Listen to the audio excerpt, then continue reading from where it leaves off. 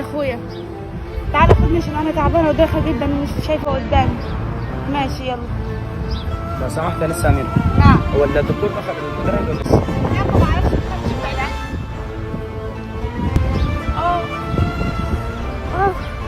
بقى ده. مالك انا سميرة فين؟ دايخه مش شايفه. طب هو الدوخه ده على طول بتجيلك؟ لسه اول مره. الف سلام عليك. طب خد اشرب ميه، اشرب. ايدك يا وانت مين انت الثاني؟ انا اخوها. يا عم طلع نار فين؟ ايه اللي بتعمله ده؟ ايه يا عم اختي يا عم في ايه؟ يا عم اختك مين قرب لها؟ الراجل بيساعدها وزقها ميه. ليه يا سلوم انت دايما كده بتسرع؟ لا انا كنت تعبانه ودايخه هو كان بيساعدني. هو ده كل اللي حصل. ليه انت بتعامله بالطريقه دي؟ قوم يا ابو عم قوم. عيني. اتفضل اعتذر له. انا اسف يا ابو عم، هوديك للدكتور. يا ابو عم وهي كل الحكايه ان قبل ما تضرب اي حد شوف وغلط في اختك ولا ما غلطش في اختك. انا اسف يا ابو عم. سلام يا ابو عم. يلا بينا.